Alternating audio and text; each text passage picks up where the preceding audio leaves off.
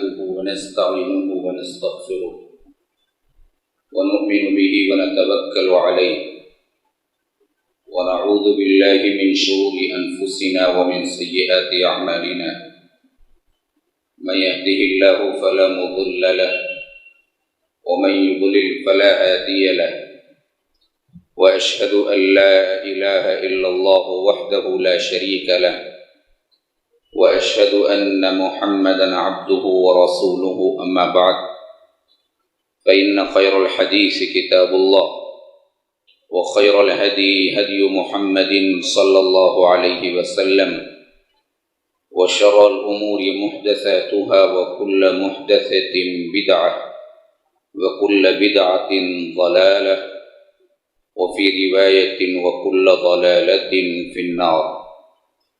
فأعوذ بالله من الشيطان الرجيم. بسم الله الرحمن الرحيم.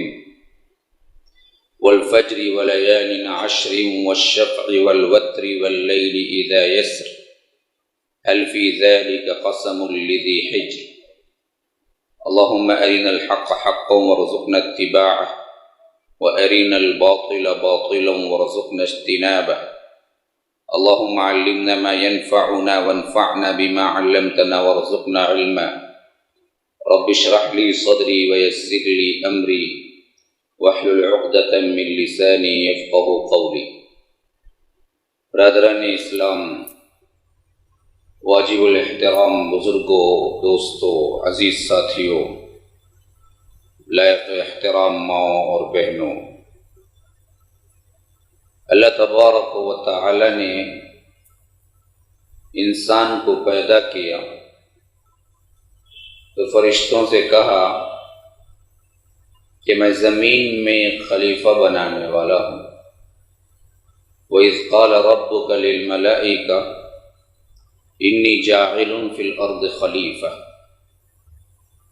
لیکن جب بنا چکا تو فرمایا کہ فَنَفَخْتُ فِيهِ مِنْ رُوحِي فَقَعُوا لَهُ سَاجِدِينَ. اللہ تبارک و تعالی نے انسان کو پیدا کیا تو کہا کہ زمین میں بنانے والا ہوں خلیفہ، لیکن جب بنا چکا تو فرمایا کہ فَنَفَخْتُ فِيهِ مِنْ رُوحِي فَقَعُوا لَهُ سَاجِدِينَ. اگر میں آدم کے جسد خاکی میں روح پھونک دوں تو تم سب کے سب ملائکہ جتنے بھی ہیں سب کے سب سجدے میں گر پڑنا. ہوا یہ کہ فسجد الملائکہ کلہم اجمعون الا ابلیس. ملائکہ سب کے سب سجدے میں گر پڑے سوائے ابلیس کے. اللہ تبارک و تعالی نے پوچھا ما منعک لما تسجد لما خلقت بیدی، کہ میں نے دونوں ہاتھوں سے جس کو بنایا اس کو سجدہ کرنے سے تجھے کون سی بات روکی؟ تو اس بدبخت نے کہا کہ انا خیر من خلقتنی من نار وخلقتہ من طین، کہ میں اصل میں کیا ہوں، آگ سے بنایا گیا ہوں اور یہ مٹی سے، تو میں بہتر ہوں. آگ اوپر اٹھتی ہے، مٹی نیچے جاتی ہے. تو سب سے پہلا غلط قیاس کرنے والا اور دنیا کا پہلا گناہ جس نے کیا وہ شیطان نے کی. تو اللہ تبارک و تعالی نے حضرت آدم سے فرمایا کہ وَيَا آدَمُ اسْكُنْ أَنْتَ وَزَوْجُكَ الْجَنَّةَ، اے آدم تم اور تمہاری بیوی جنت میں رہو. تو بنایا تو زمین کے لیے تھا لیکن رکھا جنت میں. پھر اس کے بعد کیا ہوا؟ تو اللہ کہتا ہے کہ فَأَزَلَّهُمَا الشَّيْطَانُ عَنْهَا، کہ شیطان نے ان دونوں کو پھسلا دیا اور جس درخت کے قریب نہ جانے کے لیے اللہ نے کہا تھا اس درخت کا پھل چکھ لیا. ذاق الشجرہ. تو ہوا کیا؟ فَبَدَتْ لَهُمَا سَوْآتُهُمَا وَطَفِقَا يَخْصِفَانِ عَلَيْهِمَا مِنْ وَرَقِ الْجَنَّةِ، کہ آدم علیہ السلام اور حوا علیہ السلام کے جو سطر تھے، شرمگاہیں جو چھپی ہوئی تھی جنت کے لباس میں، وہ ہٹ گیا اور اللہ تبارک و تعالی نے وہ سطر اتروا دیا اس گناہ کے پاداش میں. تو اس درخت کے پتوں سے اپنے سطر کو ڈھانپنے لگے. تو اللہ نے کہا وَنَادَاهُمَا رَبُّهُمَا أَلَمْ أَنْهَكُمَا، تمہارے رب نے تمہیں نہیں روکا تھا اس چیز سے کہ وہاں نہ جاؤ؟ فَأَقُلْ لَكُمَا إِنَّ الشَّيْطَانَ لَكُمَا عَدُوٌّ مُبِينٌ، اور یہ بھی نہیں کہا تھا کہ شیطان جو ہے تمہارا کھلا ہوا دشمن ہے، تو انہوں نے ہاتھ اٹھا دیا، انہوں نے کہا کہ قالا ربنا ظلمنا انفسنا، اے ہمارے رب ہم دونوں نے اپنے نفسوں پہ ظلم کیے، وَإِن لَّمْ تَغْفِرْ لَنَا، تو اگر معاف نہ کرے گا، وَتَرْحَمْنَا، رحم نہ کرے گا، لَنَكُونَنَّ مِنَ الْخَاسِرِينَ، ہم تو خسارہ اٹھانے والوں میں سے ہو جائیں گے۔ تو اللہ نے کہا فَتَلَقَّى آدَمُ مِن رَّبِّهِ كَلِمَاتٍ فَتَابَ عَلَيْهِ، ہم نے ان کی توبہ کو قبول کر لیا، لیکن توبہ قبول کرنے کے باوجود جنت میں پھر نہیں رکھا، کہا کہ قُلْنَا اهْبِطُوا مِنْهَا جَمِيعًا، تم سب کے سب نیچے اتر جاؤ، فَإِمَّا يَأْتِيَنَّكُم مِّنِّي هُدًى فَمَن تَبِعَ هُدَايَ فَلَا خَوْفٌ عَلَيْهِمْ وَلَا هُمْ يَحْزَنُونَ، اب میری ہدایتیں فرشتوں کے ذریعے، ہدایتیں جو بھی کتابوں کے ذریعے آتی رہیں گی، جو کوئی اس کی پیروی کرے گا اس کے لیے نہ کوئی غم ہے نہ کوئی خوف ہے۔ سورہ طٰہٰ میں فرمایا کہ فَمَنِ اتَّبَعَ هُدَايَ فَلَا يَضِلُّ وَلَا يَشْقَىٰ، جو کوئی ان ہدایتوں کی پیروی کرے گا اللہ تبارک و تعالیٰ اس کو گمراہ بھی نہیں کرے گا، وہ بدبخت بھی نہیں ہوگا۔ یہ ہماری ابتدائی ہسٹری، میں عموماً اپنے خطبات میں یہ ہسٹری سناتا ہوں تاکہ انسان پہلے پہچان لے کہ وہ کون ہے۔ آخر کیا وجہ ہے کہ اللہ نے زمین میں پیدا کرنے کا ملائکہ کو کہہ کر حضرت آدم کو جنت میں کیوں رکھا، پھر وہاں سے گناہ کی پاداش میں زمین پہ کیوں لایا؟ اس میں ایک بہت بڑی حکمت ہے جو ہمارے لیے سبق ہے کہ تمہارا اصل ٹھکانہ اصل جنت ہے، جہاں پر تمہارے باپ کو ہم نے رکھا، اور تمہارا ازلی دشمن شیطان ہے جس نے وہاں سے تمہیں نکلوایا، تو تمہاری کوشش یہ ہونی چاہیے کہ پھر دوبارہ اس اصلی مقام کو لے لو جہاں سے تمہارے باپ کو نکلوایا گیا تھا۔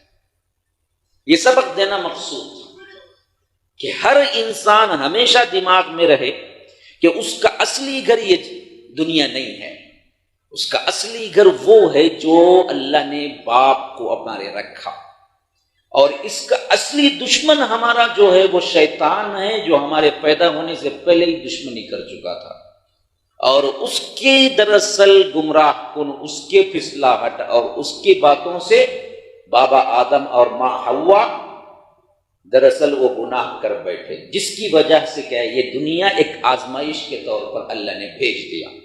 ابھی اس پوری دنیا میں آنے کی وجوہات جو ہیں وہ پھر سے وہ مقام حاصل کر لو جہاں سے تمہیں نکلوا کے چھوڑا، کما اخرجک من بیتک، کہ تمہارے جس طرح باپ دادا کو، تمہارے باپ کو اور تمہارے اماں کو شیطان نے نکلوا کے چھوڑا، تم کو اس طرح نہ کر دے، اس واسطے اللہ نے یہ سبق تمہارے لیے دے دیا۔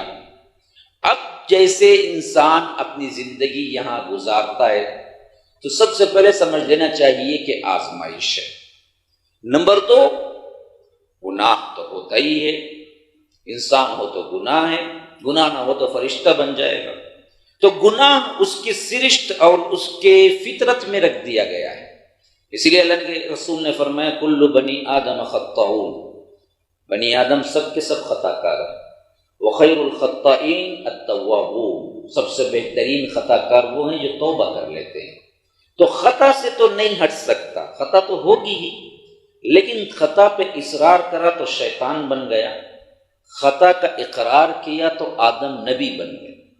تو خطا کو، معافی کو اللہ پسند کرتا ہے، اور معافی کے ساتھ ہماری زندگی گزارنے کے لیے جیسے اپنے بزنس مین اپنے کپڑے اپنا بزنس بیچنے کے لیے ایک سیزن لاتے ہیں، ویسے سیزنز اللہ تبارک و تعالیٰ اپنے بندوں پہ لاتا ہے کہ تم اپنی خطاؤں کی معافی میرے سے کروا لو اور تم پھر پاک صاف ہو جاؤ، کیونکہ تمہارا اصل ٹھکانہ جنت ہے، کہیں یہ شیطان تمہیں جہنم نہ لے جائے۔ یہ تمہیدی گفتگو ذہن میں رکھیے، اور میرے عنوان پہ آئیے، بعض لوگ سمجھ رہے ہوں گے ان کو عنوان تو کوئی اور دیا گیا تھا اور یہ کوئی اور بات کر رہے ہیں۔ نہیں، بات بالکل عنوان پر ہی کر رہا ہوں میں، کہ مجھے بتایا گیا تھا کہ مجھے یہاں پر بولنا ہے ماہ ذی الحجہ کے پہلے 10 دن، یعنی پہلا عشرہ اور اس کی فضیلت۔ تو یہ میں نے بتایا تھا نا کہ جس طرح ہر ایک معاملے میں ایک سیزن ہوتا ہے، اور وہ سیزن کے لیے ہر کوئی کمانے والا بڑی محنت کرتا ہے. مثلا رمضان میں کپڑے بکتے ہیں تو کوئی بزنس مین کپڑے والا ہو تو وہ رمضان میں تیاری نہیں کرتا، وہ دراصل 3-4 مہینے پہلے تیاری شروع کر دیتا ہے، اسٹاک منگاتا ہے تاکہ کیا ہے اچھی طرح سیلز کرے اور وہاں کامیاب بزنس مین کہلائے. تو ہمارے اتار چڑھاؤ کے جو دن ہوتے ہیں یہ تو ہوتے ہی ہیں، لیکن اللہ اپنے بندوں پر کامل رحم کرتا ہے. اس بات کی دلیل ہے کہ اللہ کبھی کبھی موسم لاتا ہے. کیا موسم؟ نیکیوں کے کرنے کے. کیا موسم؟ خطاؤں کو معاف کروا لینے کے. کیا موسم؟ رحم کی طلبگاری کے. کیا موسم؟ عفو و درگزر کے معاملات کرنے کے. جیسے رمضان المبارک، ایسے ہی کیا ہے ماہ ذی الحجہ کے یہ 10 دن ہیں. آپ کو معلوم ہونا چاہیے کہ ذی الحج یہ اسلامک کیلنڈر کا 12واں مہینہ ہے. ہمارا حال تو کیا ہے جی، ہمیں جنوری بولو فٹ فٹ بولیں گے، جنوری، فروری، مارچ، اپریل، مئی، جون، جولائی، اگست، سپتمبر، اکتوبر، نومبر، دسمبر. لیکن بہت کم لوگ 12 مہینے عربک کے بول پاتے ہیں. ہمیں اسلام کی یہ دوری ہے. اچھے ہیں، عمریں گزر گئی، ان کو بولو کہ 12 مہینے سناؤ، کون سا پہلا ہے کون سا آخری ہے. تو کوئی کیا ہے اپنے رسومات کی وجہ سے 2-3 تو یاد رکھتا ہے. محرم میں کیا ہے تعزیہ نکلنا وہ یاد ہوتا ہے، اس واسطے اس کو کھانا سیمی گیمی کھانا ہے، کھیر مرے کی دعوت ہے تو وہ اس کو یاد ہو جاتا ہے. رمضان میں تو کھانا ہی کھانا ہے، 3-3 4-4 مرتبہ کھانا ہے. سحری میں کھاؤ، افطاری میں کھاؤ، تراویح کے بعد کھاؤ، پھر تراویح سے پہلے کھاؤ، کھاؤ کھاؤ کھاؤ لگا ہوا ہے. تو رمضان بھی بڑا اچھی طرح یاد رہتا ہے. لیکن بہت کم لوگ ہوں گے جن کو 12 مہینے آتے ہوں گے. محرم، صفر، ربیع الاول، ربیع الاخر، جمادی الاولی، جمادی الاخری، رجب، شعبان، رمضان، شوال، ذی القعدہ، ذی الحج. بہت کم لوگ، ہمیں پتہ بھی نہیں ہوتا کون سی تاریخیں چل رہی یہ بھی پتہ نہیں ہوتا. تو غرض کیا ہے، ہمیں کیا اسلامک کیلنڈر سے ہی محو کر دیا گیا. ہماری نسلوں کو کیا ہے اس سے ہی بیگانہ کر دیا گیا. جو قوم اپنی تاریخ کو یاد نہیں رکھتی وہ قوم بہت جلد مٹا دی جاتی ہے، بھلا دی جاتی ہے.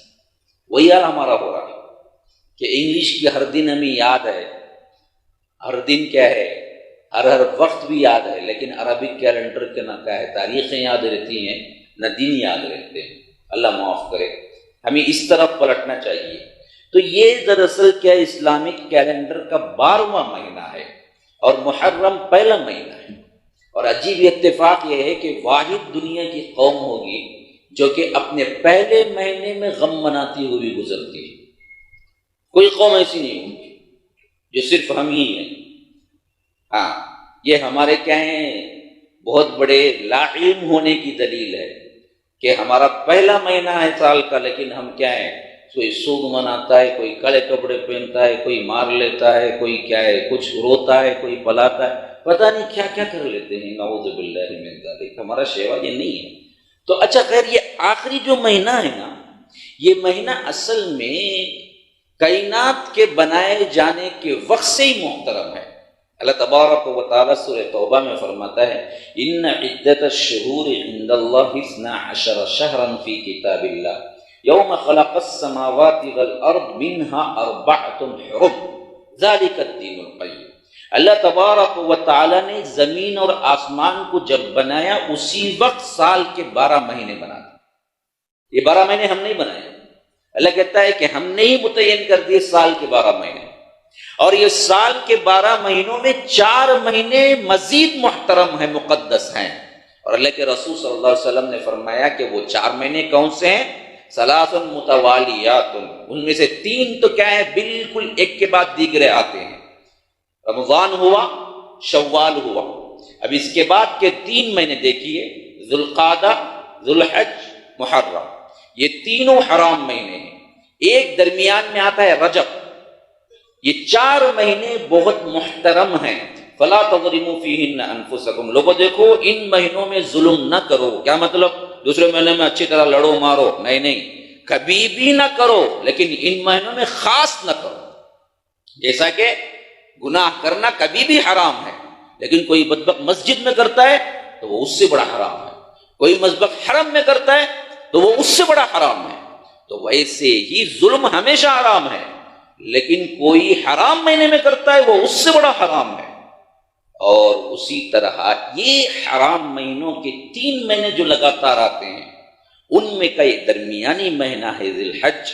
ایک مہینہ اصل میں یہ ہوتا تھا کہ عرب کے لوگ سفر کے لیے، حج کے سفر کے لیے رکھ لیتے تھے، تو وہ ذوالقعدہ ہو گیا، اور حج جس میں ہوتا ہے وہ ذوالحج ہو گیا۔ حج کر کے واپسی جب پلٹتے تھے تو وہ محرم ہو گیا۔ تو حج کے لحاظ سے اس زمانے میں فلائٹ وغیرہ تو نہیں تھی کہ یہاں بیٹھو اور 5 گھنٹے میں کوئی 1 گھنٹے میں اتر جاؤ۔ وہ لمبے لمبے سفر ہوتے تھے جس کے لیے 15 دن 20 دن رکھنا پڑتے تھے۔ تو اس حیثیت سے جانے کے لیے 1 مہینہ ہوتا، آنے کے لیے 1 مہینہ ہوتا، اور وہاں رہ کے کرنے کے لیے 1 مہینہ ہوتا۔ تو 3 مہینے حج کے لیے ہوتے تھے، اور 1 مہینہ رجب یہ عمرے کے لیے ہوتا تھا۔ عمومی طور پر لوگ اس میں عمرہ ادا کرتے تھے۔ تو یہ دراصل پس منظر ہے اس مہینے کا، لیکن اسلام میں اس کی جو اہمیت آگے چل کر ہوئی، اس کے لیے ہمارے ہاں ایک تاریخ ہے۔ اللہ کے رسول صلی اللہ علیہ وسلم نے فرمایا، ماہ ذی الحج میں اللہ تبارک و تعالی جس عمل کو بھی قبول کرتا ہے اور جس کے لحاظ سے بھی نیکیاں لکھتا ہے، ویسا کسی اور ماہ میں ہرگز نہیں لکھتا۔ ایک صحابی اٹھے، کہا کہ اللہ کے رسول، اگر کوئی بندہ اپنا مال، اپنی جان، سب کچھ قربان کرنے کے لیے جہاد کو نکل جائے تب بھی وہ برابری نہیں کر سکتا؟ کہا کہ اللہ کے رسول نہیں، ماہ ذی الحج کا پہلا عشرہ 1 سے لے کر 10 تک کے اندر اللہ کو عمل اتنا قبول ہے، خواہ وہ کوئی بھی عمل ہو، وہ دراصل دوسرے مہینوں میں خواہ وہ جہاد فی سبیل اللہ کو بھی نکلے برابری نہیں کر سکتا، الا یہ کہ کوئی نکلے اور اسی میں شہید ہو جائے، واپس نہ آئے، سوائے اس کا عمل زائد ہو سکتا ہے۔ اور اللہ کے رسول صلی اللہ علیہ وسلم یہ ماہ ذی الحج کے پہلے 10 دنوں کی جو فضیلت بیان کی ہے، ان معاملات میں ہمارے لیے جو نصیحتیں ملتی ہیں، یہ سب سے پہلی چیز یہ ہے کہ اس کی فضیلت کی وجہ کیا ہے، یہ ہم دیکھیں۔ نمبر 2، اس کی فضیلت کے احادیث اور قرآن میں کہاں کہاں اشارے ملے۔ نمبر 3، ان فضائل کو سن لینے کے بعد ہمیں کرنا کیا چاہیے، کیونکہ اب ہم کو بالکل 3-4 دن رہ گئے ہیں، ذی الحج کا مہینہ شروع ہو رہا ہے۔ تو اس میں سب سے پہلی بات یاد رکھ لیجئے، جیسے ہی ہمارے ہاں شعبان کی 29 یا 30 کو جس ہنگامی حالات کے ساتھ چاند دیکھا جاتا ہے، پھر رمضان کہہ کے ہماری زندگی تبدیل ہوتی ہے۔ علماء سلف کا کہنا ہے کہ پہلے 10 دن ذی الحج کے رمضان کے پہلے 10 دنوں سے بھی افضل ہے۔ تو جس طرح ہمیں کیا ہے، شعبان کے 29 یا 30 کو ہم ہنگامی حالات میں ویلکم کرتے ہوئے، اپنے آپ کو سدھارتے ہوئے، مسجدوں کا رخ لیتے ہوئے، اپنے گناہوں کی معافی مانگتے ہوئے رمضان المبارک میں داخل ہوتے ہیں، یہ دراصل کیا ہے، ہماری لا علمی کا نتیجہ ہے۔ ہم ماہ ذی الحج کے پہلے 10 دنوں کی کوئی اہمیت نہیں رکھتے، حالانکہ سلف کا قول یہ ہے کہ ماہ ذی الحج کے 10 دن رمضان کے پہلے عشرے کے 10 دن سے زیادہ افضل ہے۔ کیوں؟ اللہ نے ان 10 دنوں کی قسم کھائی ہے، جبکہ رمضان المبارک کے 10 دنوں کی قسم نہیں کھائی۔ مفسرین کا کہنا ہے کہ جو میں نے فجر کی تلاوت کی، سورہ فجر کے ابتدائی آیات کی، اس میں اللہ کہتا ہے والفجر، واو قسمیہ، ہمیشہ عربی میں واو قسم کے لیے استعمال ہوتا ہے، تو فرمایا کہ والفجر، فجر کی قسم، ولیال عشر، 10 راتوں کی، والشفع والوتر، جفت اور طاق کی، واللیل اذا یسر، رات کی جب وہ جانے لگے، حل فی ذالک قسم لذی حجر، کیا ان قسموں کو کھانے کے باوجود بھی عقل مند لوگوں کے لیے اس میں نشانیاں نہیں ہیں؟ تو اب یہ عام فہم مانے اگر ہم پڑھتے ہیں ترجمے میں تو ہمیں سمجھ نہیں آتا، کوئی کہہ سکتا ہے کسی فجر کی قسم کھائیے، کوئی 10 راتوں کی قسم کھائیے، پتہ نہیں کون. نہیں، ہمیں مفسرین بتاتے ہیں، تفسیر ابن کثیر رحمہ اللہ وغیرہ اپنی تفسیر کے اندر یہ روایتیں لائی ہیں کہ اللہ نے یہ فجر کی جو قسم کھائی ہے یہ عید الاضحیٰ کی فجر کی قسم کھائی ہے. والفجر، وہ دن جس دن تم 10ویں ایام میں فجر پڑھتے ہو، یعنی جس دن فجر کے بعد نماز پڑھ کے تم قربانی دیتے ہو. وَلَيَالٍ عَشْرٍ، 10 راتوں کی. کون سے؟ ذی الحج کے 1 سے لے کر 10 تک. اللہ کی قسم. اور اللہ کیوں قسم کھاتا ہے؟ نشانی کے طور پہ کھاتا ہے کہ مسلمانوں یاد رکھو ان 10 دنوں کی فضیلت کو، یاد رکھو ہمیشہ. کیوں؟ اس میں ایک بہت بڑا ایسا واقعہ پیش آیا جو کبھی کائنات میں نہ اس سے پہلے آیا نہ اس کے بعد آئے گا. وَلَيَالٍ عَشْرٍ. پھر فرمایا وَالشَّفْعِ وَالْوَتْرِ، جفت اور طاق کی. کیا مطلب؟ جفت، طاق، آڈ ایون. جفت ایون، طاق آڈ نمبر، آڈ اور ایون نمبر کی قسم.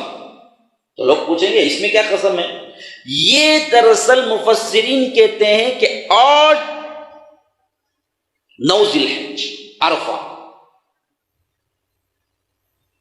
اور جفت ایون 10 ذی الحج قربانی.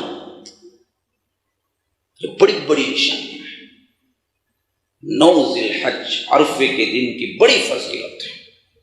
اس دن اللہ تبارک و تعالی اپنے توحید پرست بندوں کی ان آوازوں کو جو وہ دعائیں کرتے ہیں عرفے کے میدان میں، اتنا خوش ہوتا ہے، اتنا خوش ہوتا ہے، ملائکہ کو پوچھتا ہے کہ یہ دیکھو، یہ ہیں میرے بندے، ہاں جو میرے نام کے لیے جمع ہوئے ہیں، میرے نام کے خاطر مجھ سے پکارنے کے لیے. یاد رکھو یہ لوگ جو بھی پکار کے دعائیں کر رہے ہیں میں نے ان کو معاف کر دیں.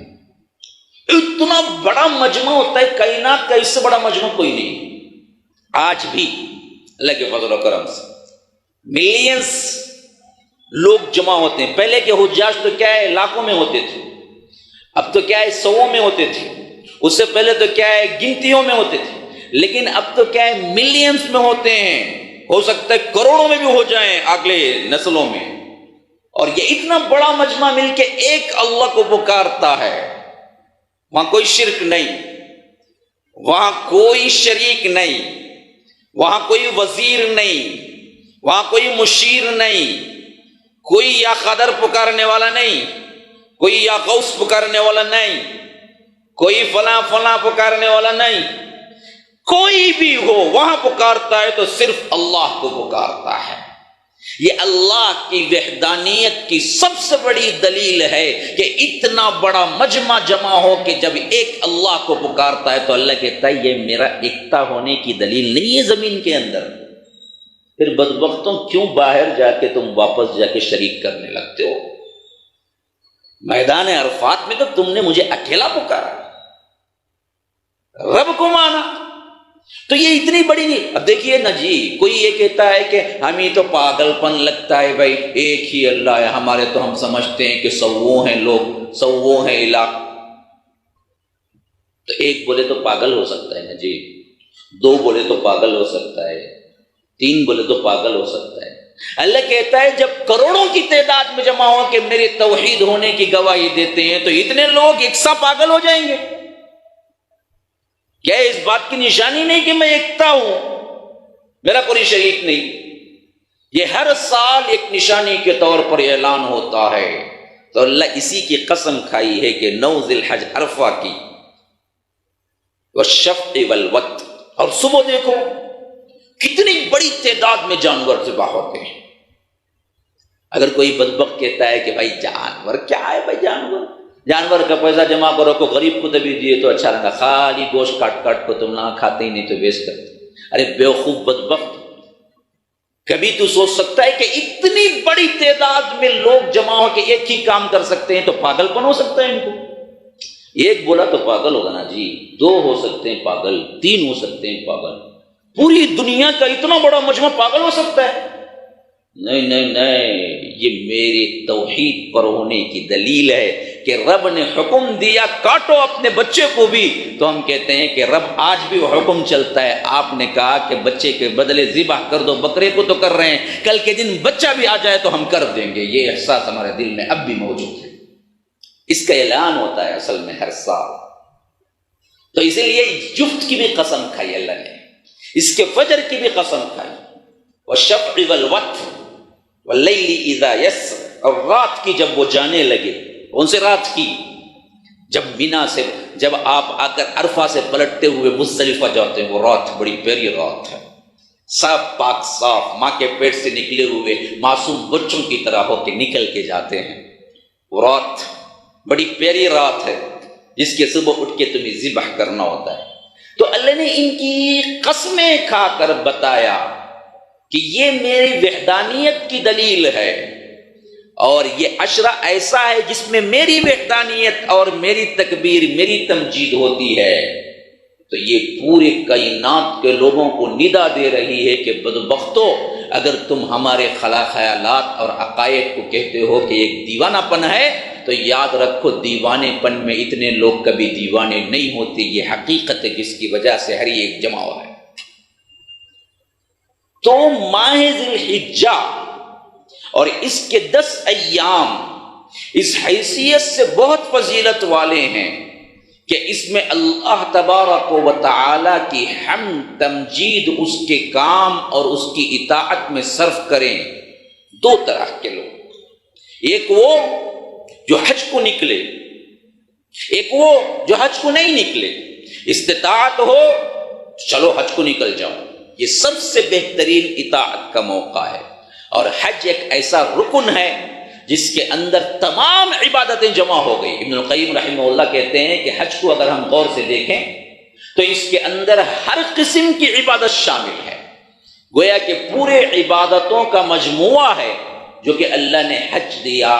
اسی وجہ سے فرمایا کہ اگر یہ حج اللہ نے اگر کسی کا قبول کر لیا اور انہوں نے ویسے ہی کیا جیسے رب نے فرمایا، جس کو مبرور کہتے ہیں، الحج المبرور، بخاری کی روایت ہے کہ الحج المبرور لیس له جزاء الا الجنہ، اگر کسی کو حج مبرور مل گیا تو اس کی سوائے بدلہ جو ہوگا وہ جنت ہے، اس کے لیے کوئی رکاوٹ نہیں ہوگی، اس کے بعد اللہ اس کا بدلہ جنت دے گا اگر حج مبرور کسی کو مل گیا۔ لیکن اب دوسری کیٹیگری وہ، کیونکہ میں جس سے خطاب ہوں وہ حج کو نہیں جا سکے، اسی وجہ سے یہاں بیٹھے ہوئے ہیں، اگر کوئی اور بھی طریقہ ہے ابھی 1-2 دن میں نکلنے کا تو معافی، کوئی نکلنے والے ہیں تو مجھے معلوم نہیں ہے، لیکن جہاں تک مجھے معلوم ہے فلائٹیں جا چکی ہیں، ایک حد تک جو نکلنے والے تھے نکل چکے ہیں، کیونکہ ہمارے ہاں جلدی نکل جاتے ہیں۔ اب جو بیٹھ کے سن رہے ہیں وہ دوسری کیٹیگری کے ہیں کہ یہ وہ لوگ ہیں جو حج کو جا نہیں سکے یا حج کر لیا، تو غیر حجاج جو ہیں وہ ان 10 دنوں کے فضائل اور اسی کے سے اعمال جو حج کے ہیں کر کے اپنے آپ کو کیسے اللہ تبارک و تعالی کو منوا سکتے ہیں، قرب اختیار کر سکتے ہیں، یہ میرا موضوع ہے دوسرے پوائنٹ کا جو میں نے تمہید باندھی۔ اب ذرا آپ غور سے دیکھیں، اس سلسلے میں سب سے اہم چیز جو ہمیں بتائی گئی وہ ہے اللہ اکبر، اللہ اکبر، اللہ اکبر، لا الہ الا اللہ، اللہ اکبر، اللہ اکبر وللہ الحمد، جو ہم تکبیر پڑھتے ہیں۔ یہ تکبیرات اصحاب رسول اللہ صلی اللہ علیہ وسلم کے بارے میں آتا ہے کہ ذی الحج کی ابتدا ہو جاتی تو اس کثرت سے پڑھتے کہ کوئی اور حمد، کوئی اور صیغہ اور تسبیح اصحاب رسول اللہ اتنی زیادہ نہیں کرتے جتنی وہ اللہ اکبر کی کرتے تھے، تکبیر اللہ اکبر کی۔ تو آج ہمارے ہاں یہ سنت مٹتی جا رہی ہے، اللہ ہے کہ کوئی ہے اللہ کا بندہ جو خصوصیت سے ماہ ذی الحج کا چاند دیکھا جیسے ہی وہاں سے وہ تکبیر شروع کر دیا، اور تکبیر اور خاص کر اس کے اندر لا الہ الا اللہ، اللہ اکبر، اللہ اکبر وللہ الحمد کے صیغے وہ ہمیشہ فارغ اوقات میں، خواہ وہ گھر میں ہو، خواہ وہ مسجد میں ہو، خواہ وہ دکان میں ہو، خصوصیت سے یہ ذہن میں رکھتے ہوئے کہ یہ ماہ ذی الحج کا مہینہ ہے جس میں ہمیں کیا ہے سب سے زیادہ تکبیر تمجید تمحید کرنی ہے، کرتا ہو، میں نہیں سمجھتا کہ کوئی خاص طور پر اس کا اہتمام کرتا۔ تو مسلمانوں یہ سنت مردہ ہوتی جا رہی ہے، اور اللہ کے رسول نے فرمایا اگر میری سنت جو مردہ ہو رہی ہے اس کو کوئی زندہ کیا تو اس کے فضائل بہت اونچے ہیں۔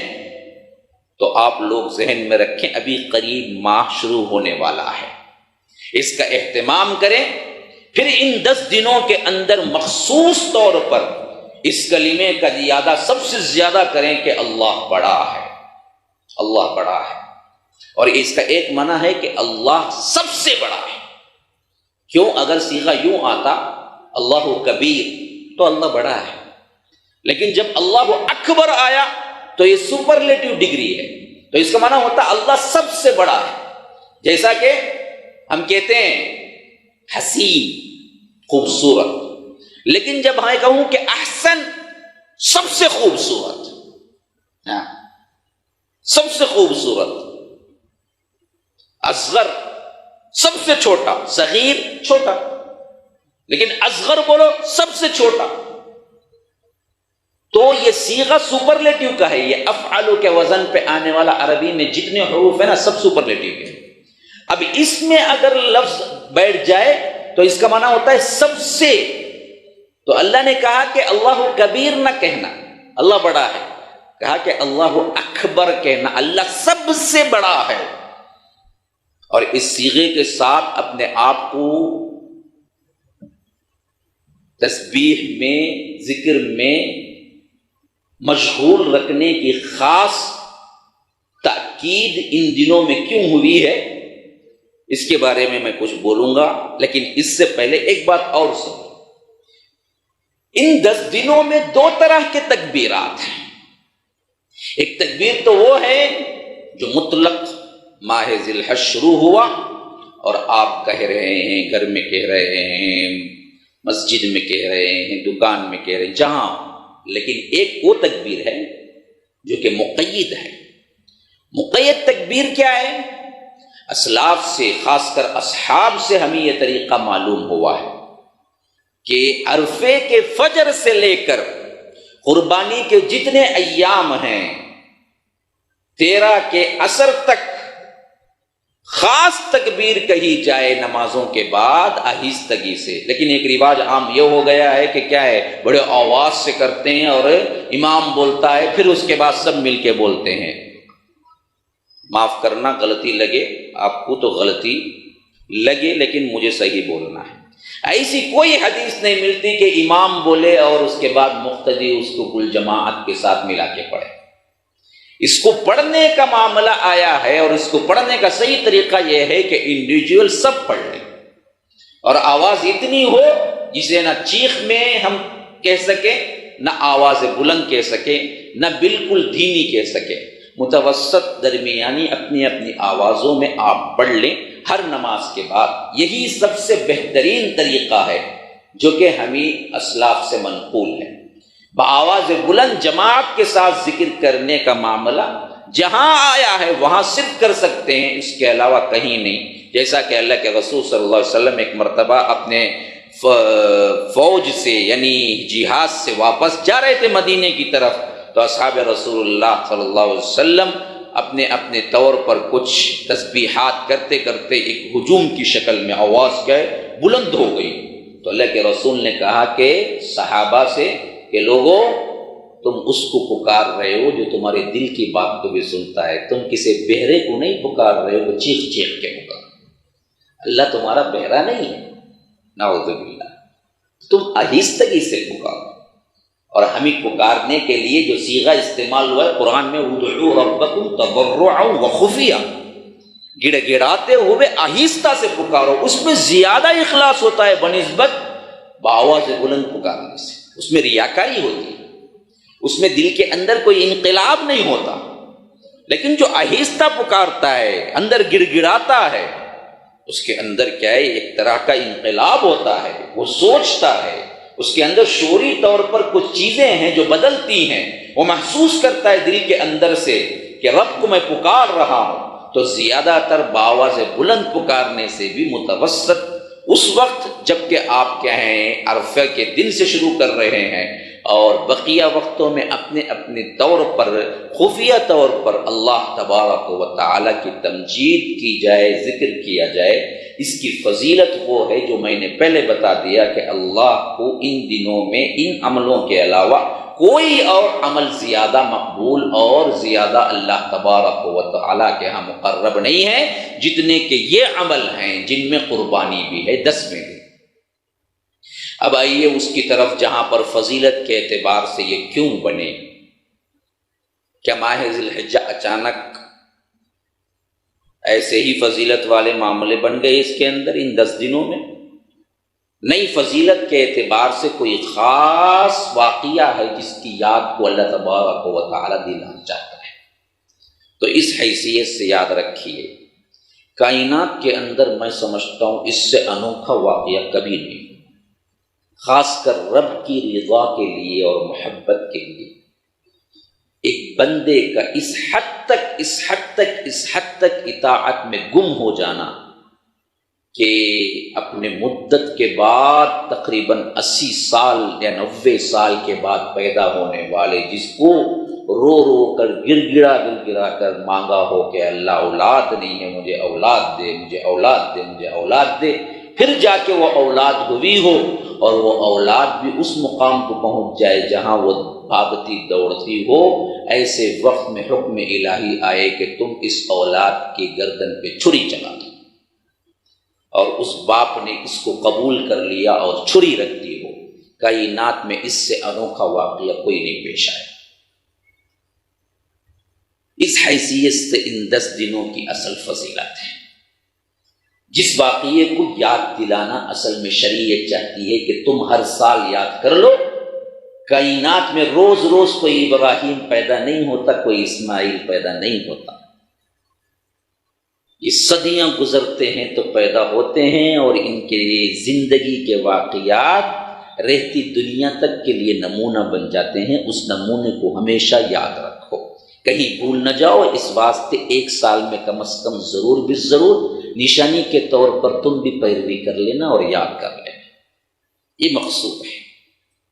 تو سمجھو تم کہ وہ بھی کیا واقعہ ہوگا جب کہ ایک صحرا تھا، بالکل ڈیزرٹ، نہ کوئی پرندہ، نہ کوئی چہل پہل، نہ کوئی درخت، نہ کوئی پتا، نہ جینے کا کوئی سامان۔ ایسا صحرا کہ اگر انسان اس صحرا میں پھنس جائے تو اس کو کچھ نہ ملے اور دوڑتا بھاگتا انسان اپنی زندگی کھو دے۔ ایسا ایک لمبا چوڑا فاصلے والا ایک صحرا جس میں زندگی کی نمو کی کوئی نشانی نہ ہو۔ رب کا حکم ہوتا ہے حضرت ابراہیم علیہ السلام کو کہ تم جاؤ اور اپنے چھوٹے سے بچے کو اور اپنی بیوی کو اس صحرا میں چھوڑ دو۔ اور حضرت ابراہیم علیہ السلام آج سے تقریباً 4000 سال پہلے اپنے بچے کو اور اپنے بیوی کو لے کر، اماں ہاجرہ کو لے کر، بیٹے اسماعیل کو لے کر ایسے جگہ پہنچتے ہیں جہاں پر نہ کوئی پرندہ، نہ کوئی پانی کا نشان، نہ کوئی درخت۔ چھاگل میں کچھ پانی ہے، 2-3 دنوں کا کوئی کیا سامان ہے کھانے کا، اور وہ بھی چند کھجوروں پر مشتمل، اور ایسے بے آب و گیاہ وادی میں چھوڑ کر حضرت ابراہیم علیہ السلام نکل پڑتے ہیں کچھ بولے بغیر اپنی بیوی سے۔ روایتوں میں آتا ہے کہ بیوی پلٹ کے پوچھتی ہے، شوہر سے کیا آپ ناراض ہو گئے ہیں مجھ سے یا کوئی غصہ ہے؟ ایسے بے آب و گیاہ وادی میں جہاں پر کوئی درخت ہے، نہ پتنگا ہے، نہ پرندہ ہے، نہ زندہ رہنے کا کوئی سامان ہے، نہ میرے پاس زندگی کا کوئی سامان ہے، ایسے وقت میں آپ مجھے کچھ بولے بغیر چھوڑ کے جا رہے ہیں، تو کہیں کوئی غلطی تو نہیں ہو گئی میری، یا آپ غصے میں تو نہیں ہیں؟ اور آپ جواب بھی نہیں دیتے ہیں، یہاں تک کہ وہ چلتے حرم کے اندر کے جو حدود تھے وہ ختم ہونے کو آئے، تو حضرت ابراہیم علیہ السلام نے پلٹ کے جواب دیا، میں کچھ بھی نہیں کہہ سکتا، یہ صرف اللہ کا حکم ہے، یہی کہہ سکتا ہوں۔ تو وہ بی بی ہاجرہ نے جو جواب دیا نا، آج کی تاریخ کی تمام عورتوں کے لیے قیامت تک کے لیے نمونہ ہے۔ جو بندی پیچھے پیچھے آ رہی تھی، پریشان ہو رہی تھی، پوچھ رہی تھی کہ غصہ تو نہیں ہو گیا، آپ ایسی جگہ کیوں چھوڑے جا رہے ہیں، مسئلہ کیا ہے؟ لیکن جب انہوں نے بتایا کہ یہ اللہ کا حکم ہے تو بس انہوں نے کہا پھر تو جائیے، اللہ ہمیں ضائع نہیں کرے گا، آپ اب جا سکتے ہیں، آپ کے لیے اب کوئی رکاوٹ نہیں ہے۔ اگر ہمارے معاملات کے حساب سے ہم اپنی بیوی کو اس طرح کا کوئی حکم سنائیں تو کیسے کیسے آپ کو کیا ہے، کلیجہ سام کے رکھ لینا چاہیے، ویسے الفاظ آپ کو ملیں گے۔ پاگل ہو گئے ہو کیا جی، دیوانے ہو گئے گے، اللہ بولا گا تو نکل جائیں گے، تمہیں ایسا مجھے چھوڑ دو، کیا کیا نہیں شکایتیں ہوں گی۔ لیکن وہ رب کی بندی تھی، وہ رب کا بندہ تھا۔ یہ واقعہ اصل میں ہر سال یاد دلانا مقصود ہے، جو اسی ذی الحجہ میں پیش آیا۔ تو نکل گئے، انہوں نے کہا کہ امی اللہ ضائع نہیں کرے گا۔ جس بندی کا ایمان اتنا ہو کہ وہ سمجھتی ہے کہ اللہ مجھے ضائع نہیں کرے گا، تو اللہ کی قسم کھا کے کہتا ہوں جو بھی بندہ آج بھی وہ ایمان لائے، اللہ اس کو ضائع نہیں کرے گا۔ لیکن تم ایمان تو پیدا کرو نا۔ وہ تم کہتے ہو کہ ہمیں یہ پریشانی ہے، ہماری دعائیں قبول نہیں ہوتی، ہمیں یہ مسئلہ ہے، ہمیں اتنے سال سے مانگ رہے ہیں، ہمارا یہ پریشانیاں ہیں۔ دعائیں قبول نہیں ہوتی تو رب پر کوئی الزام نہیں، تم نے کبھی دعا بندے ہو کے کی ہی نہیں۔ اگر تم واقعتاً بندے ہو کہ 100% دعا کی قبولیت ہو کر ہوگی، یہ اعتماد کے ساتھ ہاتھ اٹھاؤ تو تمہاری دعائیں قبول ہوگی، اسی طرح جس طرح ام ہاجرہ کی دعائیں قبول ہوگی۔ ہمارے پاس اعتماد کی کمی ہے، ہماری اپنی کمی ہے، ہمارے سکے کھوٹے ہیں، ہمارے رب پہ کوئی الزام نہیں۔ وہ تو رب غفور ہے، وہ تو معاف کرنے کے بہانے تلاش کرتا ہے۔ تم کہتے ہو کہ وہ معاف نہیں کرتا۔ ارے مانگ کے تو دیکھو جیسے مانگنا ہو، ہاں جیسے مانگنا ہو وہ نہیں تلاش کرتے تم۔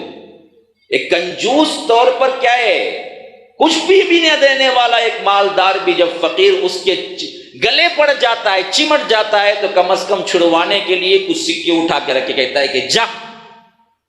ایسے لگ لپٹ کے تم نے رب سے کبھی مانگا؟ کنجوس بھی جب دے دیتا ہے تو رب تمہیں نہیں دے گا۔ تم تو سمجھتے ہو کہ یوں ہاتھ اٹھاؤ، ہاتھ نیچے رکھنے سے پہلے اللہ آپ کے سامنے رکھتے ہیں، کہ اس میں بھی بزنس چاہتے ہیں جی۔ مانگو تو یوں مانگو، ان فقیروں سے سیکھو کیسے مانگنا ہے، وہ کیسے پیچھے پڑ جاتے ہیں انسان کے۔ بخیل سے بخیل تر بھی کچھ دینے پہ مجبور ہو جاتا ہے۔ تو اللہ سے لگ لپٹ کے مانگو، ہاتھ اٹھاؤ تو پھر تمہیں آس پاس کا کوئی واقعہ یاد نہ رہے کہ تم رب سے مناجات، رب سے مانگ رہے ہو۔ ابھی تو کیا ہے، ربنا آتنا فی الدنیا بولتے ہیں اور اس کا نہ معنی معلوم ہے، نہ ہمیں خشوع و خضوع پیدا ہوتا ہے۔ یہاں ربنا آتنا بولتے ہیں، وہاں یہ ہے نہ وہ نہیں نہ بولتے ہیں، ہمیں معلوم بھی نہیں ہے کہ دعاؤں کے مفہوم کیا ہے، دعاؤں کے مفہوم کیا ہے، تم کیا مانگ رہے ہو یہ بھی نہیں پتہ نہیں۔ رسماً ہم دعائیں کے لیے ہاتھ اٹھاتے ہیں، اور جیسے امام کیا ہے کہتا ہے عربی میں، ہم کو اتنا ہی معلوم ہے کیا آمین بولنا ہے۔ وہ سانس کے لیے جب بھی رکتا ہے ہم کو اتنا ہی معلوم ہے، کوئی بھی کیا ہے مطلب اس سے نکلے، ہمیں اس سے کوئی فرق نہیں۔ وہ سانس کے لیے رکے تو ہم آمین بولتے ہیں، آمین، بس اتنا ہی معلوم ہے۔ ابھی یہ کنڈیشن اتنی آگے جاتی ہے، بعد میں کوئی بندہ کیا ہے عربی میں نہیں اردو میں بھی دعا کرے نا تب بھی ہم وہی بولتے ہیں۔ امام صاحب بولے اے اللہ ہم گنہگار ہیں، آمین، ہم خطا کار ہیں، آمین، کیا مطلب ہے جی؟ امام صاحب بول رہے ہیں ہم خطا کار ہیں، ہم گنہگار، آمین، ہاں ہاں ہم کرتے رہیں گے، گناہ کرتے رہیں گے، آمین کا مطلب ہے قبول کر۔ ہمیں تو یہ پتہ ہی نہیں ہے کہ کب آمین بولنا کب نہ آمین بولنا۔ اردو میں بھی سمجھ آ رہی ہے بات، لیکن پھر بھی پتہ نہیں ہے۔ تو ہم تو کیا ہے ایک عادت رسماً دعا مانگتے ہیں، ہماری دعاؤں کا وہ اخلاص ہے ہی نہیں جو رب کے عرش الہی کو کیا ہے پکار لگاتے کہ تیرا بندہ حاضر ہے اللہ، ان دعاؤں کے ساتھ تم مانگ کے دیکھو، پھر تمہاری زندگیوں میں اللہ وہ نہ دے جو تم نے مانگا ہے، یہ نہیں ہو سکتا۔ لیکن دعا میں اخلاص ہونا چاہیے۔ اسی وجہ سے اللہ کے رسول نے کہا اللہ کسی لاپرواہ کی دعا کو قبول نہیں کرتا۔ کیا مطلب؟ آپ ہاتھ تو اٹھائے ہوئے ہیں رب سے مانگنے کے لیے، لیکن لاپرواہ اتنے ہیں کہ کیا وہ بھی سمجھ نہیں آ رہا ہے کس سے مانگ رہے ہیں، وہ بھی ادب نہیں ہے، یا پیچھے بھی باتیں ہو رہی ہیں، کانجا کو تمہیں اچھا وہ بولے گی ربنا آتنا فی الدنیا، ہاں اچھا کیا ذکر جاب کرو، تمہیں فون کرو، ہاں یہاں بھی باتیں کرتے ہیں، یہاں بھی باتیں کرتے ہیں۔ ایسے لاپرواہ سے اللہ تبارک و تعالیٰ دعا قبول نہیں کرتا۔ ایک بندہ آیا اللہ کے رسول صلی اللہ علیہ وسلم کی مجلس میں بیٹھا ہوا تھا، مسجد میں دعا کی، اے اللہ تو چاہے تو جنت دے دے۔ اللہ کے رسول نے بولا دیکھو اللہ کو چانس نہ دو، اللہ چاہے تو جنت بھی دے سکتا ہے جہنم بھی دے سکتا ہے، مانگو تو لگ لپٹ کے مانگو، کہو کہ اللہ تو ہی دے سکتا ہے جنت، تو دے دے مجھے، یوں مانگو، چاہو تو کا لفظ استعمال مت کرو۔ بعض لوگ کہتے ہیں اللہ تو چاہا تو مجھے امیر بنا دے، چاہا تو غریب بھی بنا سکتا ہے، وہ کوئی بات ہے؟ چاہنے کا لفظ نہیں، پورے اعتماد سے مانگو۔ اللہ پورے در جتنے بھی کھلے ہوئے ہیں دروازے سب جھوٹے ہیں، ایک تیرا دروازہ ہے جہاں پر کوئی کچھ نہیں لیتا، یہاں ڈھیر سارا لے کے جاتا ہے۔ جتنے دروازے کھلے ہوئے ہیں درگاہوں کے وہاں ڈال کے جانا ہے اندر، یہاں کوئی ڈال کے نہیں، خالی ہاتھ آ کے لے کے واپس جاتا ہے جھولی بھر کے۔ تو بندہ یوں پکارے اللہ تیرے در پہ آیا ہوں میں، اور تیرے در سے خالی ہاتھ جانا نہیں ہے، کیونکہ تیرے حبیب نے کہا ہے کہ تیری صفت یہ ہوتی ہے کہ بندہ جب ہاتھ اٹھاتا ہے تو بندے کو خالی ہاتھ نہ اٹھاتے ہوئے اللہ شرم محسوس کرتا ہے۔ تو وہ کیسے بندے کو خالی ہاتھ نہ اٹھاتے؟ تم اعتماد سے مانگ کے دیکھو اللہ تبارک و تعالی کس طرح اس بے آب و گیاہ وادی کے اندر، صحرا کے اندر زمزم کا کنواں جاری کر دیا اور رہنے کے لیے وہاں پر قبیلے کو لا بسایا، اسی طرح تمہارے اندر بھی کیا ہے اللہ تبارک و تعالی وسائل پیدا کر دے گا، لیکن مانگنا ویسے جیسے ہاجرہ نے اعتماد کے ساتھ مانگا تھا۔ یہ سبق ہے پوری دنیا کے لیے، کچھ نہیں، لیکن اللہ مجھے ضائع نہیں کرے گا۔ بس یہ ایک بات تھی جس سے اللہ تبارک و تعالی نے ایسا پانی جاری کیا جس میں جبرائیل کے پر لگے ہوں، ایک نبی کے پیر لگے ہوں۔ حضرت اسماعیل نے اپنی ایڑیاں یوں بجائی اس کنویں کی طرف روتے ہوئے، پیاس سے دب بلکنے لگے، اور اللہ نے جبرائیل کو بھیجا کہ تم پر سے اس کنویں کو نکالو۔ تو حضرت جبرائیل نے پر مارا اور بسم اللہ کہا تو وہ چشمہ پھوٹ پڑا جو آج کروڑوں انسانوں کو ایک دن میں کروڑوں لیٹر نکلتا ہے، لیکن پانی کہاں سے آ رہا ہے آج بھی کوئی سائنٹسٹ دریافت نہ کر سکا۔ وہ جاری ہی جاری ہے، اور اس کے اندر کے منرلز ایسے ہیں کہ کسی پانی کے اندر وہ منرلز نہیں ہیں جو اللہ نے زمزم میں رکھا ہے۔ ہاں، اور اس کے اندر ایسی کیپیسٹی ہے کہ تم 15 دن ایک ماہ بھی اگر صرف زمزم کے پانی پہ زندہ رہنا چاہو تو زندہ رہ سکتے ہو، کیونکہ وہ غذائیت سے بھرپور منرلز ہیں جو غذا بھی ہے اور ساتھ ساتھ پانی بھی ہے۔ کسی پانی پہ انسان ماہ نہیں رہ سکتا۔ علماء سلف لکھتے ہیں کہ ہم نے خود تجربہ کیا، زمزم کے پانی پہ انسان مہینے زندہ رہ سکتا ہے، کیونکہ کھانے کے جتنے منرلز، جتنی چیزیں چاہیے تمہیں، وہ سب اللہ نے زمزم کے پانی میں رکھا ہے۔ پانی پی کے انسان صرف زندہ رہ سکتا ہے، وہ پانی غذا ہے، وہ پانی کے منرلز ہی کچھ اور ہیں۔ اور ساتھ ساتھ دعا کی حیثیت سے فرمایا کہ ماء زمزم لما شرب لہ، زمزم ایک ایسا پانی ہے جو نیت، جو دعا کر کے پیا جائے اللہ اس کو قبول کر لیتا ہے۔ ہاں، مخلص نیت ہو، پی لو۔ اس کے نادر ترین واقعات ہیں۔ میں نے پڑھا تھا کہ کسی یورپین کنٹریز کے باشندے میں رہنے والی ایک عورت کو کیا ہے، جسم کا جو جلد کا کینسر ہو کے اس کے پورے جلد کے الگ الگ حصے بن کے جھڑ کے خون رسنے لگا تھا، اور اس کی جو سب سے بڑی ہیڈ اور ڈاکٹرنی تھی جس نے دیکھا تھا، اس نے کہہ دیا تھا کہ 7-8 دن کی مہلت ہے، بس اسے کوئی نہیں بچا سکتا، کینسر کے آخری اسٹیج پہ ہے، جلدی کینسر کے، وہ بھی ہم کچھ نہیں کر سکتے۔ تو وہ بھی گری پڑی کوئی مسلمان ہی تھی جو یورپ میں بس چکی تھی، اپنے دین کو بھول چکی تھی۔ جب انسان کسی پریشانی میں پڑتا ہے تو اللہ یاد آتا ہے، تو کہتی ہے کہ ہمارے شوہر کو بھی اللہ یاد آیا، مجھے بھی یاد آیا، کیوں نہ یہ 7-8 دن جو مرنے کے باقی ہیں حرم میں جا کے عمرہ کرتے ہوئے وہیں مر جائیں یا وہیں دفن ہو جائیں۔ یہ نیت سے وہ نکل گئے۔ وہ کہتی ہیں کہ میں وہاں ٹھہرنا شروع ہو گئی جہاں عورتوں کے لیے مخصوص حال ہوتے ہیں حرم۔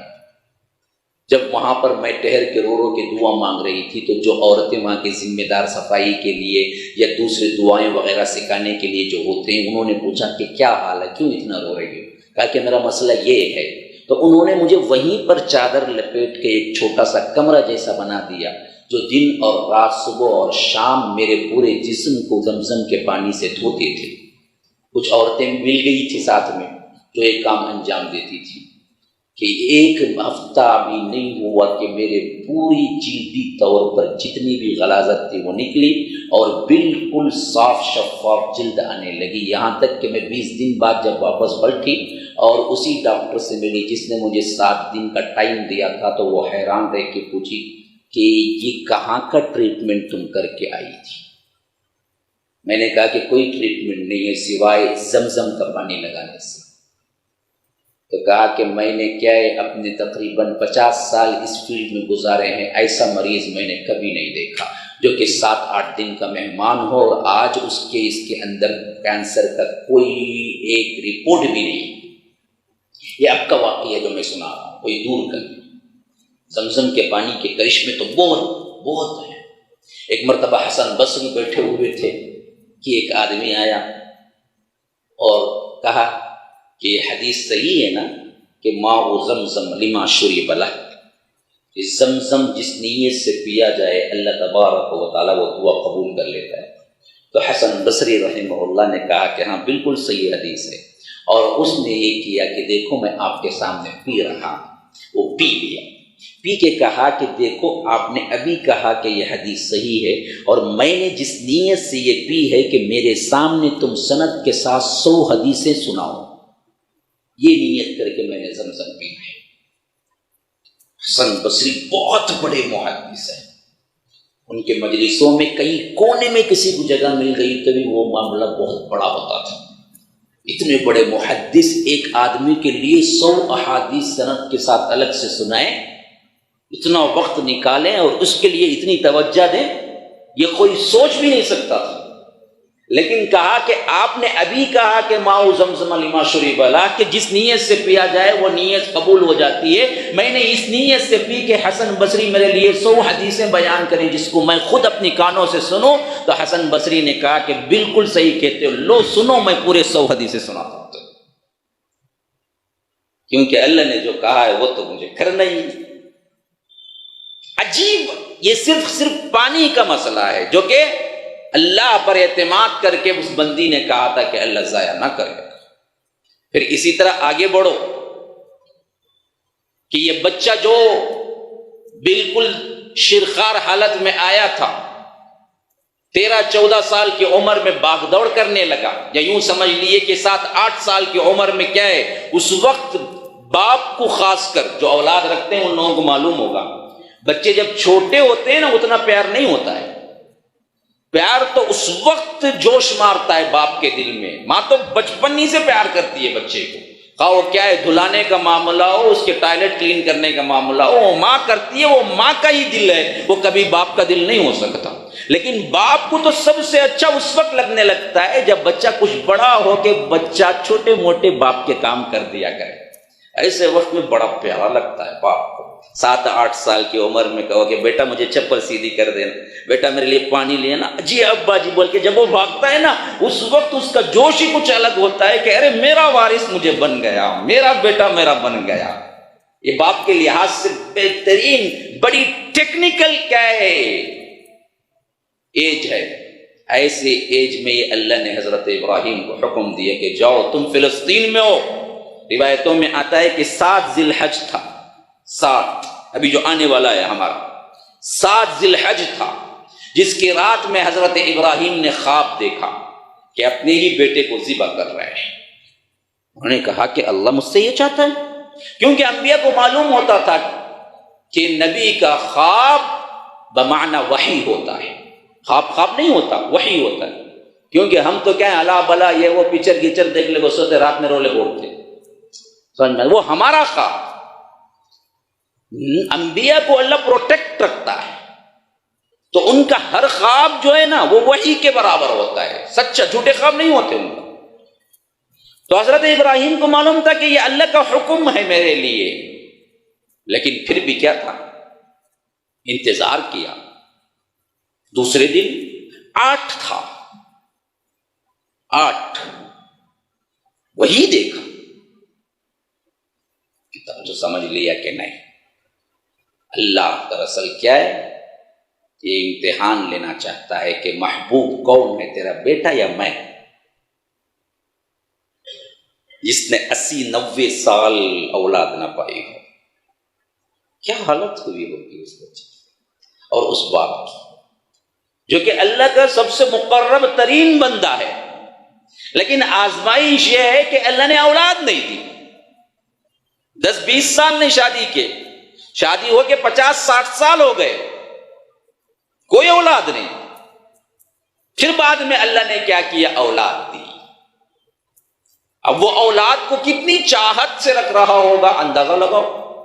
اب اتنی چاہت سے رکھنے کے باوجود بھی اللہ تبارک و تعالی جب ان کی عمر 120 سال کی ہو چکی ہو، بڑھاپے کی آخری منزلوں ہو، اور بیٹا جوان ہو رہا ہو، اور حکم بھی کیسے حکم ہو، ایسے نہیں کہ وہی آ گئی ڈائریکٹ، بلکہ خواب کے ذریعے اللہ تبارک و تعالی بتلا رہا ہو تم یہ کر رہے ہو، گویا کہ احساس بھی یہ ہو کہ اللہ نے خواب میں بھی حکم دے دیا تو کر گزرو۔ وہی تو وہی ہوتی ہے نا جی، پھر تو چارہ ہی نہیں ہے۔ لیکن خواب کو تو کوئی بندہ ٹال سکتا ہے نا کہ بھائی خواب میں بولا، بھائی ایسا کچھ نہیں تھا، اس وجہ سے میں سے ایسا سوچا ویسا سوچا، بول سکتا تھا نا، ہیلے بہانے کر سکتے تھے نا۔ تو خواب میں اللہ نے حکم دے دیا کہ بچے کی ذبح کرو اور یہ نکل پڑے۔ کہا جاتا ہے کہ ایک دن میں وہاں سے فلسطین سے یہاں مکے کو پہنچیں گے کیسا، تو اللہ نے براق کا انتظام کیا۔ پچھلے انبیاء کو یہ وہ سواری ہوتی تھی جو اللہ کبھی کبھی انبیاء کو دیا کرتا تھا، جو معراج میں اللہ کے رسول کو دیا تھا۔ تو وہ آن کی آن میں پہنچے وہاں پر، بیٹے کو یہ وہ رات تھی آخری عرفے کی رات، جہاں پر بیٹے کو سمجھایا، بیٹا آج بھی وہی خواب آئے تو کل تم اور میں نکلنا ہے۔ بیٹے نے کہا ستجدنی انشاءاللہ من الصابرین، ابا جان آپ ہی کا بیٹا ہوں، آپ جیسے صبر والے میں بھی صبر والا ہوں، میں بھی یہی چاہتا ہوں کہ میں اللہ کی راہ میں قربان ہو جاؤں۔ اور صبح تڑکے جیسے رات دیکھا، 3 بار جب ایک ہی خواب دیکھ لیا تو صبح تڑکے ہی انہوں نے پکڑ لیا 10، جہاں مینا میں جا کے حجاج کرتے ہیں اور غیر حجاج 10 میں یہاں قربانی کرتے ہیں، ٹھیک وہی دن پکڑ لیا ہاتھ، کہا کہ بیٹا اب تو کیا یقین ہے تمہیں ذبح کرنا ہے، سیدھے سیدھے بول کے، یہ نہیں کہ اگر ہم کوئی معاملہ کرتے بھی ہیں نا بچے سے ڈر کے کیا بولتے، جھوٹ بولتے، بیٹا کیا ہے چاکلیٹ لینے جاتا ہوں، جاتے جاتے کیا کہتے اسکول کی دروازے پہ پھینک کے چلے جا اندر جا، مصیبت بڑا روتا بھائی، کیا آتے بھی بول کو لے لے گا وہ ڈالا اسے اندر۔ تو یہ وہ بات نہیں تھی، یہ سیدھی سیدھی بات تھی کہ میں تجھے لے جا رہا ہوں ذبح کے لیے۔ تو وہاں رکاوٹ کرنے والا شیطان آیا، کہا کہ اسماعیل پتہ ہے کہاں لے جا رہا ہے؟ حضرت اسماعیل نے کہا کہ پورا پتہ ہے مجھے کہاں لے جا رہا ہے۔ ارے تجھے سمجھ نہیں کہ اپنے آپ کو ذبح کرنے جا رہا ہے؟ جا پاگل، میں جو کر رہا ہوں میرے باپ اور اللہ تبارک و تعالیٰ کے حکم، اسی وجہ سے اسے بڑا شیطان کہنا نہیں چاہیے، شریعت میں بڑا چھوٹا نہیں ہے، 3 جگہ پتھر مارنا ہے، لیکن وہ پتھر جو نصب کیے گئے ہیں وہ اسی وجہ سے کہ پہلے یہاں ٹوکا آگے، پھر تھوڑی دیر بعد پھر ابراہیم کو ٹوکا، پھر تھوڑی دیر بعد ہاجرہ کو ٹوکا۔ یہ 3 ٹوکنے کے وہ نشانات ہیں جہاں پر ہم آج بھی کیا ہیں پتھر مارتے ہیں، کوئی حاجی جوش میں جا کے چپل مار دیتا ہے، کوئی حاجی بیلٹ مار دیتا ہے، وہ وغیرہ کیا ہے شرعاً جائز نہیں ہے۔ پتھر چھوٹے کنکریوں میں مارنا بس اتنا ہی ہے، لیکن وہ تصور رکھنا کہ جس طرح جھڑک کے حضرت اسماعیل ابراہیم اور ہاجرہ بھیج دیے، ویسے ہی جب تمہارے دلوں میں ڈالے وسوسہ کہ چلو دیکھو اچھا پکچر نیا آیا ہے، ٹکٹ بھی دوست بناتا ہے، تمہارا ایک پیسہ نہیں جاتا، تم جھڑک کے بھیج دینا اس کو۔ یہ سبق اصل میں دینا مقصود ہوتا ہے۔ پھر وہ واقعہ 10 کا ہو گیا تو اللہ کو یہ اگر اتنی پسند ہے، میرے پاس زیادہ وقت نہیں ہے کہ تفصیل بتاؤں، میں سمجھا 8 تک ختم کر دوں گا، لیکن 8:15 ہو گئے یہاں پر، اب دوسری جگہ بھی پروگرام ہے تو انشاءاللہ پھر کبھی تفصیل بھی بیان کریں۔ اتنا یاد رکھ لیں، اب یہ چیز ہمیشہ یاد رکھے، اللہ تبارک و تعالیٰ کو کوانٹٹی سے زیادہ کوالٹی پسند ہے۔ ہاں، اللہ اکبر، سمع اللہ لمن حمدہ، اللہ اکبر، سبحان اللہ اکبر، ان نمازوں سے زیادہ ایک نماز ہی پڑھو، لیکن پورے ایک نماز پڑھو تو فرائض کے بارے میں نہیں بولتا ہوں، بعد میں جا کے بولا بھائی انہوں ایک نماز پڑھو، بولے بھائی بس سما سے پہنچتے بھی ایک نماز پڑھ لیتا ہوں۔ نوافل میں بولتا ہوں کہ سجدے پر سجدے مارنے سے زیادہ اخلاص کے ساتھ 2 رکعت نفل پڑھنا اللہ کے ہاں بہت محبوب ہے۔ تو کوالٹی اصل چیز ہے، کوانٹٹی سے اللہ تبارک و تعالیٰ کو تم کیا نہیں کر سکتے، قرب حاصل نہیں کر سکتے۔ تو یہاں پر بھی اصل میں جس جذبے کے ساتھ انہوں نے چھری چلائی نا، یہ اللہ کو بہت پسند آیا، یہ میرا بندہ ہے۔ ہاں، تو اس کی سنت کو قیامت تک کے لیے یاد رکھنا ہے۔ تم سب ہر سال تم بھی چھری چلو۔ اگر اللہ رحم کر کے بیٹے کی جگہ بکرا رکھ دیتا تو ہمارے لیے بھی حکم ہوتا کہ گھر کا بڑا بچہ تم ذبح کر دو، تو ہم میں کتنے لوگ ہیں ذبح کر دیتے؟ ہاتھ اٹھاؤ۔ ماشاء اللہ ماشاء اللہ، یہ نیتیں ہیں لیکن عمل بڑا کٹھن ہے۔ اللہ تبارک و تعالی ہمیں عمل کرنے والا بھی بنائے، اللہ تبارک و تعالی اطاعت کرنے والا بھی بنائے۔ اس کے جس طرح ابراہیم علیہ السلام نے اپنے بیٹے کو ذبح کر کے اعلان کیا کہ اللہ تیرا جو حکم ہے سر آنکھوں پر، آج ہم کو بھی ایسا ہی مسلمان بنائے کہ اسلام جو بھی جیسے بھی مدد طلب کرے آپ اس کے لیے حاضر ہوں، کہیں کہ اللہ میں حاضر ہوں، خواہ میرے پاس کیا ہے پیسہ نہیں ہے، خواہ میرے پاس کیا ہے بدنی صلاحیتیں نہیں ہیں، خواہ میرے پاس کیا ہے پورے بندگی اختیار کرنے کے جذبات نہیں ہیں، لیکن اللہ جو بھی ہے ٹوٹا پھوٹا تیرا ہی ہے، تجھے چھوڑ کے جاؤں تو کہاں جاؤں۔ جب بندہ یہ بولتا ہے نا تب کہتا ہے کہ ہاں یہ میرا بندہ ہے، میں کہیں بھی بھیجوں یہ پلٹ کے میرے ہی پاس آتا ہے، جاؤ میں نے تجھے معاف کیا۔ تو یہ چیز اصل میں پیغام ہے، فضیلت ہے۔ مسلمانوں، آنے والے مہینے کی تیاری کرو اور وقت پر نمازیں پڑھو، تسبیحات کا اہتمام کرو، تکبیرات کا اہتمام کرو، اور آخری دن ذبح کرتے وقت ذہن میں رکھو کہ آج میں بکرا ذبح کر رہا ہوں، کل مجھے ذبح کرنے کا حکم ہو تو بھی میں تیار ہوں۔ میری جان، میرا مال، میری نماز، میرا روزہ، میری قربانی، اللہ ہر چیز تیرے لیے ہے۔ ان صلاتی و نسکی و محیای و مماتی للہ رب العالمین لا شریک لہ، تیرا کوئی شریک نہیں ہے۔